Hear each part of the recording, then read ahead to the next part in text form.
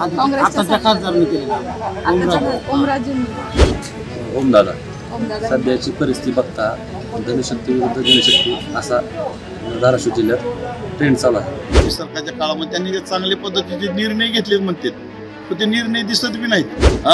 मला सांगा, बेरोजगारीचं प्रमाण अतिशय भयानक आहे. ही सगळी महागाई, बेरोजगारी, शेतकऱ्याचा मालाला भाव नाही, खर्च दुप्पट केला, उत्पन्न दुप्पट करतो मला, खर्च दुप्पट केला, तिप्पट केला. लोकांचा दोन भांडे करून लेकरांना शिकवलं तर त्याला नोकर नाही, घरी आहे, काय करायचं. नमस्कार, आज आपण आहोत धाराशिव मतदारसंघामध्ये. धाराशिव मतदारसंघामध्ये उद्धव ठाकरे गटाकडून ओमराजे निंबाळकर यांना उमेदवारी देण्यात आलेली आहे, तर दुसरीकडे महायुतीतील राष्ट्रवादी अजित पवार गटाकडून अर्चना पाटील यांना उमेदवारी दिलेली आहे. 7 तारखेला इथल्या मतदारसंघात मतदान आहे. आपण या निमित्तानं इथल्या स्थानिकांचे प्रश्न, ज्या समस्या आहेत त्या आणि इतर सर्व गोष्टींचा आढावा घेणार आहोत. खासदार आमच्यापाशी पोचतात आणि आमचे एवढे काम करतात. तुमचं काम कोणी केलंय? मोदी सरकारच्या काळात जास्त झालंय की आधीच्या सरकारच्या काळात? आताच्या खासदारांनी केलेला ओमराजेंनी. आता मतं फुटली आहेत, हे झालंय, पक्ष फुटले आहेत, त्यावर काय सांगा? त्यावर काहीच बोलायची प्रक्रिया गरज नाही. ठाकरे गटाकडेच आहात आम्ही ठाकरे ओमराजेलाच मतदान करणार. आणि भाजपकडून म्हणजे राष्ट्रवादीकडून जे उमेदवार दिलेत त्यांच्याबद्दल काय सांगा? त्यांच्याबद्दल काय सांगायची गरज नाही, जनतेला सर्व माहिती आहे. आणि पंतप्रधान मोदींनी म्हटलं की इथं आल्यानंतर आम्ही शेतकऱ्यांना पैसे म्हणजे शेतकऱ्यांना मदत केली, आर्थिक मदत केली, रोजगार दिलेत, रस्ते चांगले दिले, रेल्वे प्रकल्प दिलेत, त्याबद्दल काय आहे? दिले असतील पण आमच्या जिल्ह्यात आलीच नाही ना. काय कुठले प्रकल्प त्यांचं नाव तर कशा सांगायचं? मोदींच्या कामावर खुश नाही आहेत. ओमदादा सध्याची परिस्थिती बघता धनशक्ती विरुद्ध जनशक्ती असा धाराशिव जिल्ह्यात ट्रेंड चालू आहे. भाजपवाले प्रचंड प्रमाणात पैसे सर्वसामान्य जनतेला देत आहेत, पण सर्वसामान्य जनतेने असं ठरवलं आहे की पैसे घेऊन पाडायचे. सध्याची महागाई पाहता गॅस 400 रुपयावरचा 1200 रुपयाला गॅस झाला, पेट्रोल डिझेल, जी महागाई आहे ती लोकांना पसंती नाही असते. तर भाजप लोकांना एवढा तिरस्कार झाला आहे की गावात आले तर भाजप दिसलं समोर तर चिडायला घेतलो. त्यामुळं सध्याची परिस्थिती बघता ही ठाकरे गटानेच आहे आणि सध्या इथे जिल्ह्यात ओमदादाची हवा चालू आहे. पक्षफुटीनंतरची ही पहिलीच निवडणूक आहे, तर लोकांचं काय कळलंय की अजित पवारांकडे की आपल्या ठाकरे गटांकडे? कारण कोके घेऊन पैसे घेऊन जनतेची कामं केली नाही, त्यांनी पैसे घेऊन मस्त खात बसले, जनतेकडे लक्ष दिलं नाही. त्यामुळं सहानुभूतीची लाट आहे आणि खासदार ओमदादांनी काम देखील केलं. काय कामं केले ओमदादांनी या 5 वर्षात? आता खासदार निधी किती येतो तुम्हाला माहिती आहे, वर्षाला 5 कोटी येतो आणि आमदाराला 5 कोटी येतो. आता जिल्हा 1700 गाव आहेत जिल्ह्यात, त्यामुळे आता तुम्ही ठरवा किती गावापर्यंत ओमदादा पोचले असतील. त्यामुळे सर्वसामान्य लोकांची भरपूर कामं केली. सध्याचे इथले प्रश्न काय आहेत मतदारसंघातले? महागाई तर वाढलेलीच आहे. पेट्रोल डिझेल सर्वसामान्य लोकांची काय असते गरजा, पेट्रोल डिझेल गॅस आणि अशा अनेक काही गोष्टी. रोजगाराचा प्रश्न? हो, ते तर आहे. मोदी सरकारने सांगितलं होतं आम्ही इतक्या कोटी लोकांना म्हणजे हाय त्या लोकांच्या नोकरी गेल्या, काय सांगायचं तुम्हाला. हाय त्या लोकांच्या नोकरी गेल्या, खाजगीकरण चालू केलं आहे भाजप सरकारने आणि नवीन नोकरीचा तर प्रश्नच नाही. मोदी सरकारने केलेल्या कामावर तुम्ही खुश आहेत? नाही, मी सोडा पण सर्वसामान्य जनताच खुश नाही. मोदी सरकारने शेतकऱ्यांना जी मदत दिली आहे, जो निधी दिलाय, त्यातनं शेतकऱ्यांचे प्रश्न सुटलेत का? नाही. किती 2000 मदत दिली 6 महिन्याला आणि आमची जीएसटी किती गोळा केली त्याचा जर हिशोब जर घातला तर आमचेच पैसे घेतले जीएसटीचं स्वरूप. सध्याची महागाई सध्या जो नामांतराचा मुद्दा आहे तो महत्वाचा वाटतो की रोजगार आणि बाकी जे इतर प्रश्न आहेत तो? रोजगार महत्वाचा. सध्या रोजगाराची प्रचंड आला की बरेच तरुण असे बेरोजगार पडलेले आहेत. त्यामुळं यावेळेस मोदीच्या विरोधात तुम्ही आता जो उमेदवार उभे राहिले त्यात निवडून देताना कुठले मुद्दे महत्वाचे वाटतात तुम्हाला? रोजगार, महागाई असे सर्वसामान्य लोकांचे प्रश्न आहेत. आणि आता ज्या निवडून येणाऱ्या खासदारांनी तुमचे आणखी कोणते जे असे प्रश्न आहेत सोडवावे असं तुम्हाला वाटतं? ते सर्वसामान्य लोकांचे काय प्रश्न असतील मॅडम? रस्ते ते तर काय आता प्रत्येक ठिकाणी झालेलं आहे, त्याचा विषय नाही. पण हमी भाव, महागाई कमी करणे, असे रोजगार देणे सर्वसामान्यांचे प्रश्न असतात. मतदारसंघामध्ये अनेक प्रश्न आहेत. गेली 10 वर्ष या जिल्ह्यामध्ये कुठल्याच प्रकारचा म्हणजे या मोदी सरकार आल्यापासून आमचं म्हणजे विद्यार्थ्याचं नुकसान झालेलं आहे, खाजगीकरणाचा प्रश्न आहे, शेतकऱ्याला एखादा लाख रुपयाचं जरी खत वगैरे घेतलं तर त्याच्यातून GST घेतला जातोय. परत मोदी सरकारनं ही जे माणसाला जी काही तांदूळ गहू देऊन फुकट बसून मजुराची संख्या घटू लागलेली आहे. शेतात काम करायचं मग तर 500-1000 रुपये मजूर मागते आणि आयुध खाऊ वर्ग जास्त झालेला आहे आणि प्रत्येक शाळेमध्ये विद्यार्थी संख्या घटू लागलेली आहे. एका शाळेमध्ये 10 शिक्षक असतील तर तिथं विद्यार्थी शिक्षक रिटायर झाल्यात 5 आणि 5 शिक्षक आणि 10 शिक्षकाचा वर्कलोड आहे. तरी सुद्धा भरती प्रक्रिया ह्या मोदी सरकारच्या काळामध्ये झालेली नाही. वास्तविक मी सेवानिवृत्त कर्मचारी आहे आणि असं भयानक दुष्काळाचं सावट गेली 70 वर्ष एवढं आलं नव्हतं. 1972ला दुष्काळ पडला होता तर स्वतः काँग्रेस सरकारच्या इंदिरा गांधीच्या काळामध्ये लोकांना जी खडी फोडून सुकडी खाल्ली ती सुद्धा चविष्ट होती. परंतु आजचं ही सरकार आल्यापासून कुठलंच काही म्हणजे लोकांना आणि मृत्यूचं प्रमाण वाढायला लागलेलं आहे. कारण एका बाजूला बेरोजगारी आहे आणि दुसऱ्या बाजूला अचानक अटॅकचं प्रमाण जास्त यायला लागले. शेतकरी आत्महत्या करायला लागलेले आहेत. शेतमजुराचा तर विषयच नाही. आणि मग या आताच्या काळामध्ये मुलांची वय 32-35 वर्ष वय झाले. मुलं इंजिनिअरिंग मेडिकल झालेली आहेत तरी त्यांचं लग्न करणं हा प्रश्न निर्माण झालेला आहे. मुलीच्या शिक्षणाचं प्रमाण भरपूर झालेलं आहे. प्रत्येक मुलीला हा आपला म्हणजे भावी जोडीदार हा नोकरदार असला पाहिजे. आणि मुलांची मी माझं उदाहरण देतो की माझा 32 वर्षाचा मुलगा आहे, MSc BEd आहे आणि फुकट 4 वर्ष शाळेत काम करतोय. म्हणजे त्याला बिगर पगाराचा शिक्षक झाला म्हणजे साने गुरुजीचा झाडाखाली बसून शिक्षक जसा फुकट शिकत होता अशी परिस्थिती आहे. आणि या धाराशिव लोकसभेच्या मतदारसंघात तर कुठलंच कुणी कुणाला विचारलं नाही. या जसं पाहिलं तर मग आपल्या या धाराशिव लोकसभा मतदारसंघाचे माजी आमदार विद्यमान खासदार ओमराजे निंबाळकर किमान फोन तरी उचलतात शेतकऱ्याच्या मुलाचं. रिक्षावाला असेल, ड्रायव्हर असेल, अशा अनेक म्हणजे आणि त्यात मुलं तरी खुश ठेवतात. म्हणजे ही मोदी सरकार आल्यापासून तर आमच्या सर्वसामान्य माणसाचं तर अगदी वाटोळ झालेलं. आता आम्ही सेवानिवृत्त झालो होतो, आम्ही किती वर्ष जगणार हे आम्हाला माहीत नाही. परंतु जुन्या पिढीचं काय आहे, शाळेवर कर्मचारी नाही, कर्मचाऱ्याला वेतन नाही, शाळेची म्हणजे आता काय करायचं ह्याला नेमक्या शाळा कोणत्या आणायच्यात. इंग्रजी माध्यमाच्या शाळा असल्यामुळे मराठी माध्यमाच्या शाळा ह्या अगदी लोप पावत चाललेल्या आहेत.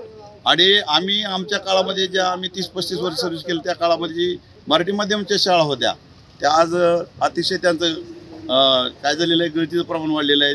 आणि या मोदी सरकारच्या काळामध्ये त्यांनी जे चांगल्या पद्धतीचे निर्णय घेतले म्हणतात पण ते निर्णय दिसत बी नाहीत. मला सांगा, बेरोजगारीचं प्रमाण अतिशय भयानक आहे आणि शेतकरी आत्महत्या करतोय. तेवढंच नाही तर मुलं शिकलेली सुद्धा आत्महत्या करण्याच्या मार्गावर आहेत. आणि म्हणून या सरकारनं 10 वर्षाच्या काळात माझ्या माहितीप्रमाणे जेवढं 70 वर्षामध्ये प्रगती झाली तेवढी 10 वर्षाच्या काळामध्ये प्रगती तर नाहीच, पण माझ्या माहितीप्रमाणे भरपूर अधोगती झालेली आहे. आणि आयुध खाऊ वर्ग जास्त तयार केलेला आहे. लोक त्या ठिकाणी अतिशय म्हणजे भांडवलदारशाही निर्माण केलेली आहे.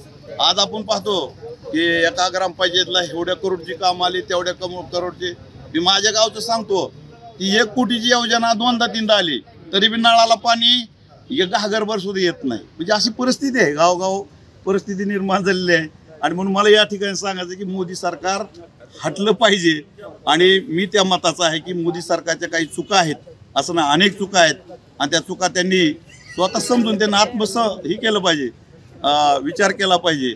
आणि या धाराशिव लोकसभा मतदारसंघामध्ये सुज्ञ मतदारसंघातील सर्व जनतेनं काय विचार करायला पाहिजे की आपण कुठलं सरकार चांगलं काम करेल याचा विचार करून आपलं मतदान केलं पाहिजे, असं मला या ठिकाणी सांगायचं. मोदी सरकारने म्हणजे मोदी आताच परवा इथं येऊन गेले, त्यांनी म्हटलं की आम्ही शेतकऱ्यांच्या खात्यात 800 कोटी रुपये टाकले, आम्ही शेतकऱ्यांसाठी खूप साऱ्या योजना. हे सगळं चुकीचं आहे. कुठल्या शेतकऱ्याचं, मी स्वतः शेतकरी आहे, माझ्या घरामध्ये किमान 10 खातेदार आहेत आणि आमच्याकडे 10 रुपये बी आलेले नाहीत. की मी काय म्हणतोय, तांदूळ गहू जो समुद्रामध्ये फेकून द्यायचा आहे तो तांदूळ गहू तुम्ही आम्हाला खाऊ घालते सर्वसामान्याला.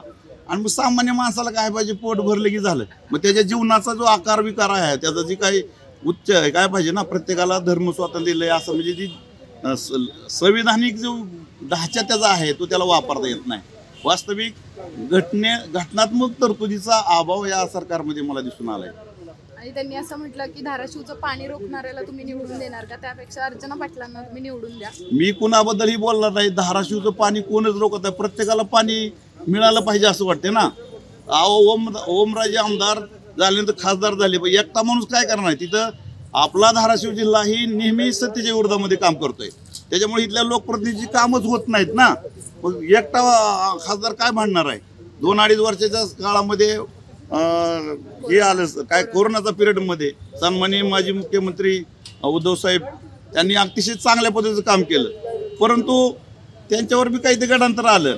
आता ईडी सारखे प्रकारात मी सांगू शकत नाही त्याबद्दल, कारण मी तेवढा मोठा माणूस नाही.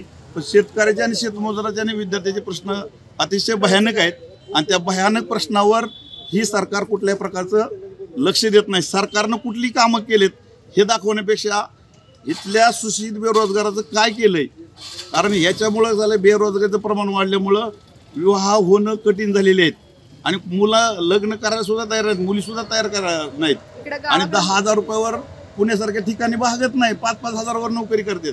आणि ही काय झालं की खाजगीकरणामुळं प्रत्येकाला आपल्या ड्रेसपुरतं सुद्धा कमाई होत नाही. कारण मी स्वतः सांगतोय ना की मी आता पेन्शनर आहे, तर पेन्शनर मुलं नोकरी लागलेली पाहिजेत ना, पण आज लागलेली नोकरी सुद्धा बिनपगारीच आहेत ना.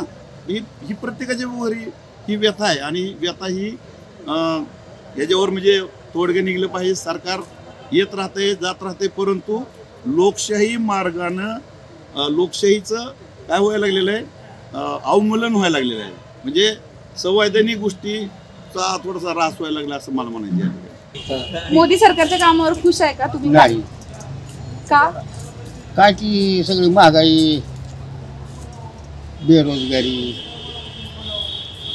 शेतकऱ्याच्या मालाला भाव नाही, खर्च दुप्पट केला, उत्पन्न दुप्पट करतो म्हणला, खर्च दुप्पट केला, तिप्पट केला. काय ते सरकारने काय काय योजना दिल्यात, त्याचा लाभ मिळतो का शेतकऱ्यांना, किंवा तुम्हाला कुठल्या योजनेचा लाभ मिळालाय का आतापर्यंत? काय दिलाच नाही, काय नाही. शेतकऱ्याच्या खात्यात वर्षाला जे पैसे मिळतात ते पैसे आणि शेतात खर्च होणारा जो खर्च आहे तो ठीक आहे का, म्हणजे येणारी मदत आहे ती पूर्ण आहे का तुमच्यासाठी, पुरेशी आहे का? महिन्याला काय रोज 17 रुपये देते सरकार. 17,000 कशाला? 17 रुपये कशाचे? ती काय पगार म्हणून देते की दिवसाला 17 रुपये पडते. तंबाखूला पुरत नाही तिथे, कशाला पुरव 17 रुपये? तंबाखू घेतले तर 20 रुपये लागतात, 17 रुपयात काय येतं? अजून काय प्रश्न आहेत तुमच्या इथं? अजून काय प्रश्न आहेत तुमच्या इकडचे? नोकर भरतीच बंद केली तर काय प्रश्न त्याला मांडावा? नोकर भरती आहे का द्यावा? हमी भाव शेतकऱ्याला हमी भाव द्यावा. रोजगार GST प्रत्यक्ष ह्याच्यावरून GST लावली, ती GST कमी करून शेतकऱ्याच्या मालाला भाव द्यायला तर शेतकरी खुश होईल. आणि आता तुम्ही कोणाला मतदान, म्हणजे कुठल्या पक्षाला मतदान कराल? कुठल्या पक्षाला द्याल? पक्षाला का शिवसेनेला? शिवसेना, ठाकरे गट की शिंदे गट? ठाकरे.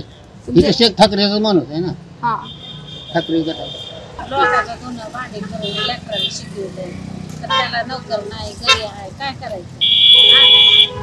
त्याचं मतदानच्या टायमाला कोणतंच काम करत नाही. मोदी सरकारने आतापर्यंत केलेल्या कामावर खुश आहे का तुम्ही? दिलंय की घर द्यावं का नाही, दिलंय तेवढ्या ह्याच्यात घर होत आहे का? 2.5 लाखात पुढे होत आहे का? खाल्ला पायाचं त्या घरकुला 2.5 लाख रुपये मिळतात. 2.5 लाखात काय खाणार आहे?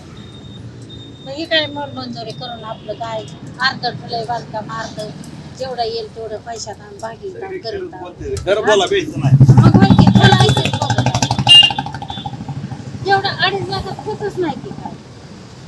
मग एक बाया काम केलं ठरले आणि 2 महिने राहिला होते आणि चालू केलं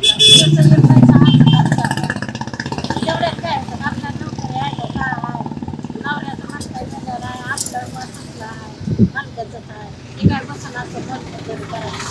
घरात कुणी नोकरी करणार? कोणच नाही ते पोरग 12वी शिकलंय, लोकांचं मन मंजुरी करतंय, आमच्या तो का केल्याशिवाय कष्ट केल्याशिवाय होतच नाही. हा. काम करावी देशासाठी. सगळं राजकारण चालू आहे, समाजकारण पद्धतीचं नाही. कामं करावी, काही नेता आला तर काम करणं महत्वाचं. काय प्रश्न आहे तुमच्या सध्या स्थानिक? आणि हे घरकुल वगैरे भेटावं, शिक्षणात सहकार्य व्हावं, शिक्षणामध्ये सवलत पाहिजे. त्यामुळं मोदी सरकारने चांगली कामं केली आणि काही निगेटिव्ह कामं, GST लागू झाली, प्रत्येक प्रकरणाला काही त्यांची चांगली सुद्धा कामं बरीच काय आहेत चांगली कामं? जसं की अंगठा केला आणि पहिल्या काँग्रेसच्या काळामध्ये असं जवळजवळ दिशाभूलच व्हायची. मोदी सरकार आल्यापासून हे दिशाभूल बनलं. राशन असेल किंवा काही नोटाबंदी केली. राशन मिळतं ते पुरतं का तो महिन्याला? कायदा कडक केला. राशन कुठलं पुरतं आहे मॅडम? किती किलो मिळतं? राशन किती 10 किलो भेटतं, पुरतं का ते ते महिनाभर? पुरत नाही. यांनी केलेल्या ज्या योजना दिलेली जी मदत आहे ती अपुरी आहे सर. हा अपुरी आहे बस. आणि त्या बेसिक गरज आहे या अन्न वस्त्र निवारा, यासाठी या शासनाने एका शब्द या गोष्टीकडे थोडंसं लक्ष द्यावं. स्वस्त करावा, गॅस स्वस्त करावा किंवा पेट्रोल स्वस्त करावं किंवा औषध भाव हा कमी करावा. त्या बाबतीत मोदी साहेबांनी जनरल स्वस्त औषधे हे त्यांनी चांगलं काम केलं. मोदी सरकारने केलेल्या कामावर खुश म्हणजे काही निगेटिव्ह बी काम आहे. कंत्राटीकरण करून ठेवलं आणि जागा निघत सरकारी बदलीच्या वगैरे कंत्राटी करून ठेवलं आणि काही बी नाण्याला 2 बाजू असतात. तसे त्यांची कामं काही चांगली आहे. असे तुम्ही काय करता? मी पाण्याच्या बाटली ट्रॅव्हल्सला बाहेरून ॲडमिशन आहे. आणि एक सगळ्यात महत्त्वाचं हे बोलायचं महत्त्व आहे, मराठा समाजाला आरक्षण आणि बाकी संविधान सर्वधर्म समजावा. विचित्र परिस्थिती झाली. जसं एक उदाहरण मला 4 दिवस सासूचं असतात, 4 दिवस आज मराठा समाजाची विचित्र परिस्थिती आहे. आरक्षण भेटावं. भारतीय संविधानात बाबासाहेबांनी लिहिलंय की बाबा भारतीय घटना ही सर्वधर्म समजावा आहे. आणि मी असेल किंवा नसेलही भारतीय राज्यघटनेची शिल्पकारांनी केले त्याप्रमाणे ह्या घटनेत तरतूद झाली पाहिजे. मराठा समाजाला आरक्षण विचित्र परिस्थिती आहे. मराठा समाज सरकारी नोकरी नाही, विचित्र आणि व्यवसाय करायची विचित्र परिस्थिती आहे. मराठा आरक्षण देण्यात कोणाचा अडथळा आहे असं वाटतं? मराठा समाजाचा अडथळा आता मीडियावर बरं सत्य बोलतो की आता हे सगळं राजकारण चालू आहे, समाजकारण कोणाचंच नाही. अडथळा म्हणजे आता अडथळा तर मी सांगू शकत नाही, पण ओमराजे निंबाळकर त्यांनी संविधानात आपल्या संसदेत ठाम मत मांडलं. परंतु तरीही त्या म्हणजे आता हे जे आरक्षण दिलंय SC-BCचं ते आता सुप्रीम कोर्टात टिकल का नाही म्हणून आम्ही जात प्रमाणपत्र सुद्धा काढलं. कारण की ह्याच्या आधी 2014ला हायकोर्टाने जे आरक्षण दिलं होतं 16% ते रद्द झालं आरक्षण. मग आता तर काही ते अपेक्षा नाही. परत हे आपलं इलेक्शन आहे तोपर्यंत दिलं आपलं, परत मागली पाडे पुढे. हा बस बस बस तेवढाच विषय बघा, परत काय नाही. आणि आपलं आहे तोपर्यंत आपलं काहीतरी आमिष दाखवायचं, आपलं वय काम करता आणि आपलं दवाखान्यासाठी दवाखाने तर आहेत त्यांची सवलत आणि शिक्षणाला ते सवलत करावी. कारण की गरीब विद्यार्थी फीस भरू शकत नाही. या सर्व होत्या धाराशिव मतदारसंघातील स्थानिकांचे प्रश्न आणि त्यांच्या समस्या. इथल्या लोकांना ओमराजे निंबाळकरांना पुन्हा एकदा संधी देण्याची इच्छा आहे. त्यांनी कामं केली आहेत असंही काहींचं म्हणणं आहे. तर दुसरीकडे अर्चना पाटलांकडून ही कामाची अपेक्षा आहे. त्याचबरोबर मोदी सरकारने केलेल्या कामाबद्दल काहींनी रोष व्यक्त केला आहे, तर काहींनी आनंद देखील व्यक्त केला आहे. निवडणुकीनंतर कोणाला जास्त मतं पडतायत, कोण विजयी होत आहे हे पाहणं महत्त्वाचं ठरणार आहे. महाराष्ट्रातील सर्व बातम्यांचे विश्वासार्ह व्यासपीठ. सकाळच्या सर्व सोशल मीडिया प्लॅटफॉर्मला लाईक, फॉलो आणि सबस्क्राईब करा. तसंच सर्व नोटिफिकेशनसाठी बेल आयकॉन प्रेस करायला विसरू नका.